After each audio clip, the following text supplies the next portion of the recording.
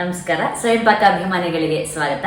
ಈ ದಿನ ನಾನು ಪಾಲಕ್ ಸೊಪ್ಪಿನ ಮುದ್ದಿ ಪಲ್ಯ ಹೇಗೆ ಮಾಡೋದು ಅಂತ ಹೇಳಿ ತೋರಿಸ್ಕೊಡ್ತಾ ಇದ್ದೀನಿ. ಬೇಕಾಗುವ ಪದಾರ್ಥಗಳು: ಪಾಲಕ್ ಸೊಪ್ಪು ನಾನು ಬರ್ತಿ ಒಂದು ಹಿಡಿಯಷ್ಟು ಇಟ್ಕೊಂಡಿದ್ದೀನಿ, ಎಣ್ಣೆ 1 ಟೇಬಲ್ ಸ್ಪೂನು, ಹಸಿಮೆಣಸಿನಕಾಯಿ 3, ಅಚ್ಕಾರದ ಪುಡಿ ಹತ್ರ 1 ಟೀ ಸ್ಪೂನ್ ಇಟ್ಕೊಂಡಿದ್ದೀನಿ. ನಿಮ್ ಖಾರದ ಅಪೇಕ್ಷೆ ಮೇಲೆ ನೋಡಿ ಹಾಕೊಳ್ಳಿ. ಕಡಲೆ ಹಿಟ್ಟು ಅರ್ಧ ಟೇಬಲ್ ಸ್ಪೂನು, ಉಪ್ಪು ರುಚಿಗೆ ತಕ್ಕಷ್ಟು. ನಾನಿಲ್ಲಿ ಅರ್ಧ ಟೇಬಲ್ ಸ್ಪೂನು ಕಲ್ಲುಪ್ಪು ಇಟ್ಕೊಂಡಿದ್ದೀನಿ. ಹುಣಸೆ ಹಣ್ಣು ಸಣ್ಣ ಗೋಲಿ ಗಾತ್ರದಷ್ಟು.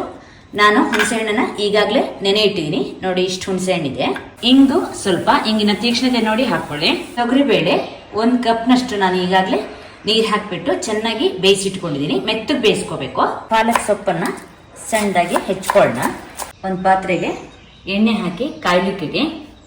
ಎಣ್ಣೆ ಕಾದ್ಮೇಲೆ ಸಾಸಿವೆ ಅರ್ಧ ಟೀ ಸ್ಪೂನು, ಸಾಸಿವೆ ಪಟಪಟ ಅಂದಮೇಲೆ ಜೀರಿಗೆ 1 ಟೀ ಸ್ಪೂನು, ಹಾಗೆ ಮೆಂತ್ಯದ ಕಾಳು 1/4 ಟೀ ಸ್ಪೂನು, ಹಾಗೆ ಹಸಿಮೆಣಸಿನಕಾಯಿ ಹಾಕಿ. ಹಸಿಮೆಣಸಿನಕಾಯಿ ಸ್ವಲ್ಪ ಬಿಳಿಯಾಗಲಿ. ಸ್ವಲ್ಪ ಅರಿಶಿಣ. ಹಸಿಮೆಣಸಿನಕಾಯಿ ಬಿಳಿಯಾಗಿದೆ. ಈಗ ಸೊಪ್ಪು ಹಾಕೊಳ್ಳೋಣ. ಹೆಚ್ಚಿದ ಸೊಪ್ಪನ್ನ ಹಾಕೊಳ್ಳೋಣ. ಸ್ವಲ್ಪ ಇದನ್ನ ಹೀಗೆ ಕೈ ಆಡ್ಬಿಟ್ಟು ಬೇಯಿಸ್ಕೊಳ್ಳೋಣ. ಇಂಗನ್ನ ಒಗ್ಗರಣೆಗೆ ಹಾಕ್ಲಿಕ್ಕೆ ಮತ್ತೆ ಅದರಿಂದ ನಾನು ಇಂಗನಲ್ಲಿ ನೀರು ಹಾಕ್ಬಿಟ್ಟು ಕಲಸಿ ಹಾಕ್ತಾ ಇದ್ದೀನಿ. ಈಗ ಸೊಪ್ಪು ಬೆಂದಿದೆ. ಇದಕ್ಕೆ ಇಂಗಿನ ನೀರನ್ನು ಹಾಕೋಣ. ಹಾಗೆ ಕಡಲೆ ಹಿಟ್ಟಿಗೂ ಸ್ವಲ್ಪ ನೀರು ಹಾಕಿದ್ದು ಇಟ್ಟಿದ್ದೀನಿ ನಾನು. ಇದನ್ನು ಕೂಡ ಹಾಕೊಳ್ಳೋಣ. ಹುಣಸೆ ಹಣ್ಣನ್ನು ಹಿಂಡೋಣ.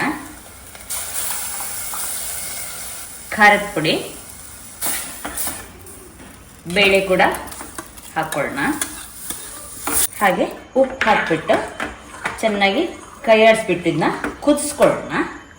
ಈಗ ನಾನು ಚೆನ್ನಾಗಿ ಕುದಿಸಿದ್ದೀನಿ. ಈ ಹದದಲ್ಲಿ ಇದೆ ನೋಡಿ. ತಣ್ಣಗಾದ್ಮೇಲೆ ಇದು ಇನ್ನೂ ಸ್ವಲ್ಪ ಗಟ್ಟಿ ಆಗುತ್ತೆ. ನಿಮಗೆ ಪಾಲಕ್ ಮುದ್ದೆ ಪಲ್ಯಗೆ ಬೇಳೆ ಜಾಸ್ತಿ ಹಾಕಿದ್ರೇನೆ ಚೆನ್ನಾಗಿರುತ್ತೆ. ಈಗ ಈ ಮುದ್ದೆ ಪಲ್ಯ ಆಗಿದೆ. ಸ್ಟವ್ ಆಫ್ ಮಾಡೋಣ.